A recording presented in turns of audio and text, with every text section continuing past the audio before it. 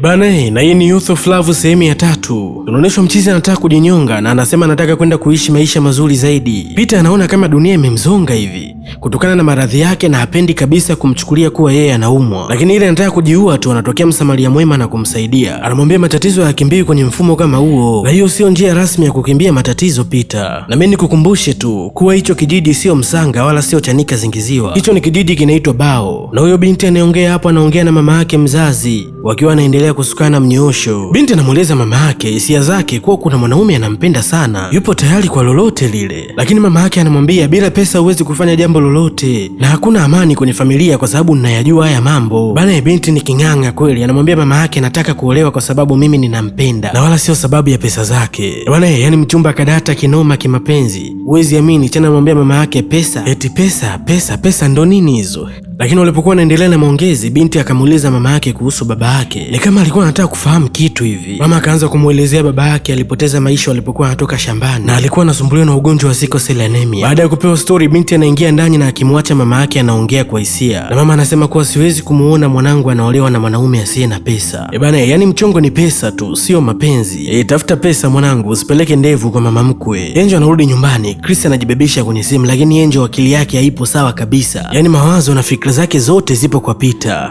Tukirudi kwa msamaria mwema kijijini Bao aliyemsaidia Peter sijue, anamwambia kuwa utakiwi kuishi maisha ya wasiwasi Peter. Peter naye anamwambia sioni raha wala amani yoyote ile kulingana na afya yangu ilivyo. Tukirudi kwa Angel, mapenzi yanauma sana. Binti anaingia chumbani anaanza kulia, uwezi amini. Yani shamba boy Peter amezama kwenye moyo wa binti kinoma yani. Mama yake Angel anamuuliza unalia nini mwanangu? Angel anamwambia mama yake kichwa kinamuuma. Mapenzi ni kama mzani tu, ila usiombe uwe na 70%, mwenzio awe na 30, ni kivumbi. Mama anamuuliza mwanae umekunywa dawa? Angel anamwambia mama yake hapana, ila nahisi nikipumzika nitakuwa sawa tu. Lakini tukirudi upande wa pili, uwezi amini, yale majibu yote ya Peter ilikuwa ni hasira tu. Yeye anampigia simu mchumba analia tu, apokee simu wala nini. Lakini huko Bao nao amani hamna kabisa, ni Peter akili yake yote ipo kwa chimama Angel. Peter akiwa amekaa kwenye benchi anajiuliza afanyeje ili kumpata Angel. Anaingia ndani kutuliza ubongo baada ya kukosa cha kufanya, lakini baadaye kidogo Bimdashi anaenda kugonga mlango wa Peter akiwa amepumzika, lakini hakuwa na mengi. Bimdashi alimuomba kuwa na maongezi naye. Peter anamwambia mama yake nimekuelewa, ila tutaongea baadaye, naomba nipumzike mama. Lakini tukirudi huko tunakutana na shoga yake Angel, anaenda kumwangalia rafiki yake, anamkuta analia tu kitandani. Angel anaanza kumhadithia mkasa mzima kuwa Peter hapendi kabisa kuwa mimi nimchukulie kama mgonjwa. Yani huwezi amini, amenifokea sana na amenifukuza nyumbani kwake. Yani kitendo hicho kimemuuma sana Angel. Lakini licha ya aliyokutana nayo Angel anamwambia rafiki yake huku machozi akiwa yanamtoka, nampenda sana Peter na siwezi kumwacha. Shoga yake ananyanyuka anaanza kumbembeleza huku akimuuliza kwa kumshangaa, yani licha ya yote hayo bado anampenda Peter. Tukirudi kijijini Bao tunakutana na yule binti ambaye anampenda Peter kinoma. Anaenda kwenye harakati zake za kuuza mboga. Anapita nyumbani kwa Peter, anamshtua mshikaji ili kumuuzia mboga za majani. Tena anampa na ushauri kabisa ni kuwa mboga za majani ni nzuri kwa afya yako, na anamtolea ushahidi kutoka kwenye Biblia kuwa acha Daniel alitumia sana mboga za majani ili kuweka afya yake sawa. Yani mchongo ni kwamba ni kama demu anagonga kwenye mshono hivi, yani kama anajua hivi kuwa Peter anasumbuliwa na nini. Baada ya mchumba kunadi sana mboga zake za majani, mchizi anakubali, anataka kununua mboga, mchumba anakataa pesa. Si unajua tena mchumba kapenda tena, yani hataki kabisa maswala ya mpunga. Lakini mwamba anamwambia siwezi kuchukua bure, anampatia kiasi cha pesa binti, japo binti alikuwa hataki kiasi chochote cha pesa kutoka kwake. Tunarudi nyumbani kwa Angel sasa. Tunamwona Big shoga yake Angel bado anaendelea kumwambia Angel achane na Peter, na hajaishia hapo, anamwambia atoke na Chris, maana Chris ana uwezo kuliko Peter. Pindo anaendelea na maongezi, mara Chris anatuma Naira 200,000 kwa sababu Angel alimwambia yupo sawa kiafya, kichwa kinamuuma.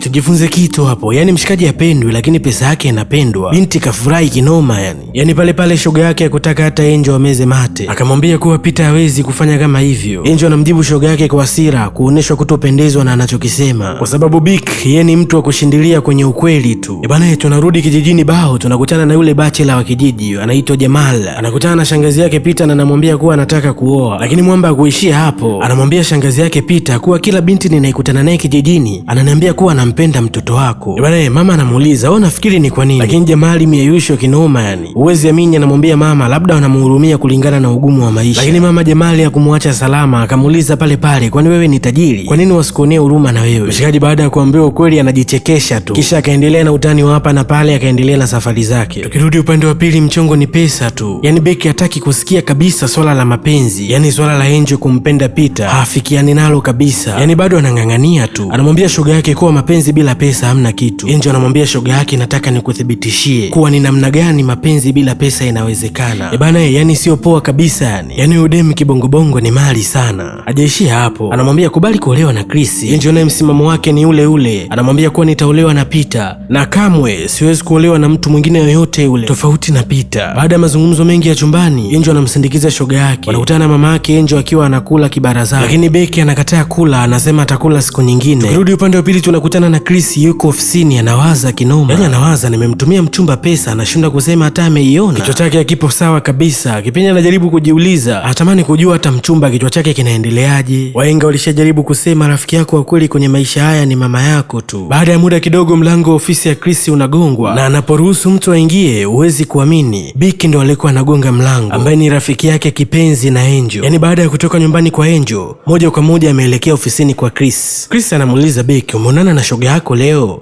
Aliniambia anaumwa. Becky anasema ndiyo. Angel kweli anaumwa na kichwa, lakini mchongo ulivyo ni kama Becky anaona Angel anachezea fursa hivi, yani huwezi amini, na anamwambia Chris asante kwa kiasi cha pesa ambacho hajatumiwa yeye, yani akiwa na uhakika kuwa Angel hawezi kusema asante. Chris alimtumia pesa Angel akiwa anajua Angel yuko mwenyewe. Alistaajabu akamuuliza, ulikuwepo kipindi natuma hiyo pesa? Ni kama Becky alikuwa anataka aulizwe hivi, ni kama Becky alikuwa anataka Chris ajue hivi kuwa ameona alichokifanya kwa Angel. Sasa sijajua ana lengo gani, lakini Chris alimuuliza kichwa cha Angel kinaendeleaje? Bana, mimi nikwambie tu kuwa mchongo unaanza kunoga. Huwezi amini, Becky anamwambia Chris kuwa Angel ni muongo, haumwi wala nini. Yani Chris anatoa macho tu kwa mshangao baada ya kusikia taarifa kama hizo. Yani ujua Becky ofisini kwa Chris ni kama ameenda kumwambia hivi kuwa anapigwa na tena achane kabisa na mapenzi ya kipuuzi. Chris anamuuliza inawezekanaje jambo kama hilo? Huwezi amini, binti anakandamizia, anasema kuwa Angel ni master plani. Yani wewe umjui tu ni mtu wa namna gani, yani anakupanga tu, tena hana hisia zozote zile juu yako. Lakini kipindi wanaendelea na maongezi, simu ya Chris inapigwa. Kipindi Becky anaendelea kuzungumza na Chris mambo ambayo hajatumwa ayafanye, Becky anamwambia Chris apokee simu yake. Chris anapata taarifa za kuwa mama yake mzazi amepata ajali na amefikishwa hospitali. Tukirudi bao, tunakutana na Peter, tunamwona anakula dona na mboga za majani ambazo aliuziwa na yule mdada ambaye anampenda sana Peter na kumshauri kuwa ni mzuri kiafya. Mara kidogo mchumba anarudi kwenye biashara yake akiwa na furaha sana, na anamwambia Peter kuwa leo biashara ilienda vizuri, amemaliza mzigo wote na kumtolea na zawadi na kumwambia kuwa hii nimechukua kwa ajili yako. Huwezi amini, Peter naikataa ile zawadi. Mchumba anavunja ukimya baada ya zawadi yake kukataliwa. Anamwambia Peter kuwa anajua kuwa una mpenzi mjini, lakini naomba upokee zawadi yangu, haito kupunguzia heshima yako ya kuwa kama mwanaume. Peter, ushawahi kubembelezwa kupokea zawadi na mchumba anayekupenda wewe? Tuangalie tutajua inakuwaje lengo la binti kumpata Peter, itawezekana au itashindikana, maana ngoma bado ni mbichi kinoma. Peter anapokea zawadi ya mchumba na kumwambia amsalimie mama yake, si unajua maisha ya kijijini. Mchumba anampa mgongo Peter. Peter anazungumza kimoyomoyo kuwa familia yao wana tabia nzuri sana. Wanasema fimbo ya mbali haiui nyoka. Binti wa kijiji na Angel, ni nani ataondoka na Peter?